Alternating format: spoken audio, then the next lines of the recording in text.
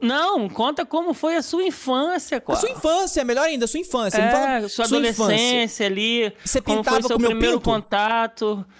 Você pintava com meu pinto, Giovanni? Não, com o meu, pô. Eu não. Já não, Então vamos lá. Essa pergunta é ótima, né? Como tudo começou. Eu não me lembro como tudo começou, porque a minha tia, ela tem alguns desenhos quando eu tinha 3 anos de idade, guardados, e ela tá procurando há mais de 10 anos esses desenhos para me entregar, para eu poder fazer um material, né? Que ela jura que tem esses desenhos guardados. Mas que eu me lembre, quando eu iniciei no desenho, eu tinha mais ou menos uns 5 anos de idade, né? Essa fase dos 3 anos de idade, eu não lembro nada, não posso confirmar até eu encontrar esses desenhos que ela jura que tem guardado, né? Mas é o que ela disse, que eu desenho desde os 3 anos de idade que eu tenho essa facilidade aí. Caralho, mano. Mano, com 5 anos eu comia terra, minhoca, tá ligado? Não, Pedra. eu comia terra, minhoca e desenhava. Ele era o próprio Shed, pô. Qual foi, mano? Isso é coisa de criança, tranquilo. Mas Não, vamos lá. Eu ficava imaginando, mano. Imagina só. Você já parou pra pensar? Ela pega, pô, você fazia uns desenhos, meu querido. Aí ela pega, mostra pra você. Caralho! Eu desenhava assim, aí você já pogzaço, tá ligado? Mas assim, eu tava atrás pra ter esse material, né? Pra provar, né? Essa minha trajetória. Então vamos lá. Na minha família, sempre tem um desenhista, um escultor, alguma coisa. É de família. Caralho. Família de artistas, né? Isso, é o histórico da minha família. Tem escultor, tem músico, tem outros desenhistas, outros pintores. A minha prima agora também, ela tá desenhando muito bem. Então eu acho isso bem legal, né? Caralho. Mas aí uma vez um primo, ele chegou com um He-Man. Desenhou o He-Man, se transformou.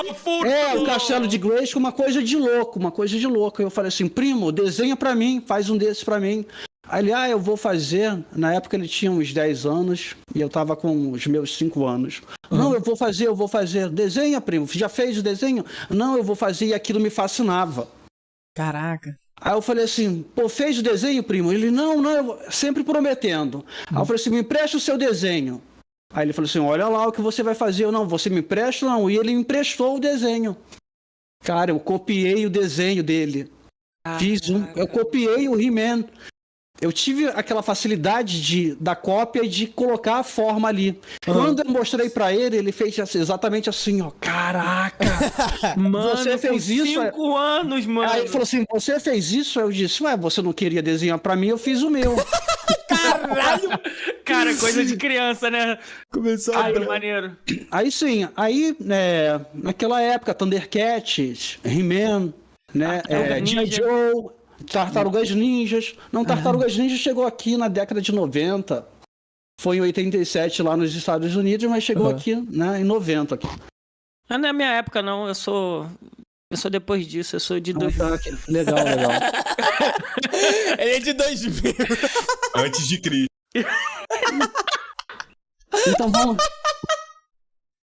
Então, naquela época, que ele não é da época dele, né? Não é da época do Koala. Koala tem 15 anos. Então, nós não tínhamos internet, todo mundo sabe disso. Então, o negócio era pra parar na frente da TV e ver o show da Xuxa pra assistir todos aqueles desenhos. E era o tempo que eu tinha que rolava o desenho, era quando eu pegava o caderno e ficava assistindo e desenhando. Caraca. Porque geralmente os episódios eram repetidos, você acabava sabendo qual era o episódio, então eu ficava desenhando e assistindo. Era assim a minha fonte de referência. Caraca. Certo? De 90 que eu mudei pro Rio de Janeiro. 90, né? Cheguei aqui no Rio de Janeiro. Mas você morava onde antes? Então, eu morava na Paraíba. Né? Eu sou paraibano. Cara. Um salve para todos os paraibanos que estão assistindo aqui. Depois eu fui pra São Paulo. Minha sogra é paraibana. Depois eu morei em São Paulo 2 ou 3 anos. Cheguei aqui no Rio de Janeiro na década de 90. Entendi. Aí, tá. Aí, qual foi a minha fonte de referência depois disso? o meu tio, ele trabalhava na Zona Sul, em Copacabana, e ele conseguia, assim, o pessoal jogava muita coisa fora, né? Tipo, coisas de brinquedos e de livros e de revistas. Uhum. E ele me trouxe uma pilha de Conan o Bárbaro. Caralho. Assim, eu acho que deveriam ter umas 50 revistas.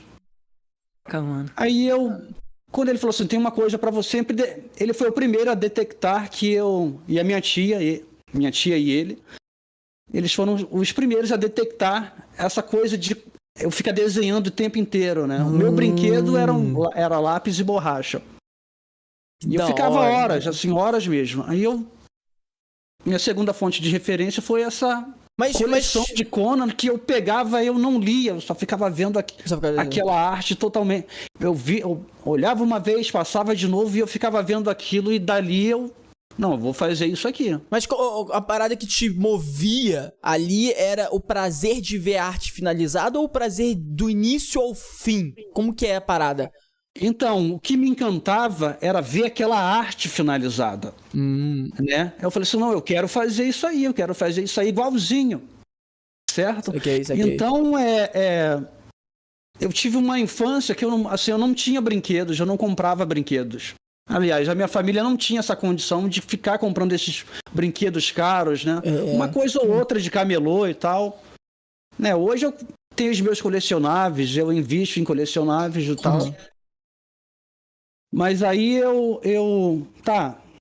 Aí eu falei assim, não, eu vou fazer essa parada aí. Aí eu comecei a copiar tudo que eu tinha de referência e as revistas que meu tio conseguia pra mim, né? De uma vez ou outra eu conseguia comprar uma na banca e tal. Mas era uma coisa que eu não era o estudioso disso. Eu tinha facilidade de copiar e chegar àquela forma. Aí um dia eu determinei que eu iria desenhar quadrinho. Não, eu vou fazer isso. Eu vou ser um desenhista de quadrinhos de alguma forma. Pera, mas quantos anos isso? Cara, uns 8 anos, 10 anos. Você sabia disso, cara? Eu sabia disso, cara. Eu sabia disso. Eu falei assim, não, é porque eu tinha uma coisa que eu determinei, sabe? Não, eu vou fazer isso. É isso que eu quero. Decidido já, desde novo ali. Pô, é isso que eu quero. Exatamente. Isso eu carrego, cara. Aí o que acontece? Eu pegava e fazia uma releitura de páginas, sabe? Não releitura, por exemplo, eu pegava um personagem já existente e fazia a minha página. Pegava um Homem-Aranha e fazia uma página, uma arte sequencial de maneira... entendeu? Mano, que foda, e quase que de memória. Eu fazia basicamente de memória. Eu criava a minha página com Homem-Aranha, ou com Batman, ou com Superman...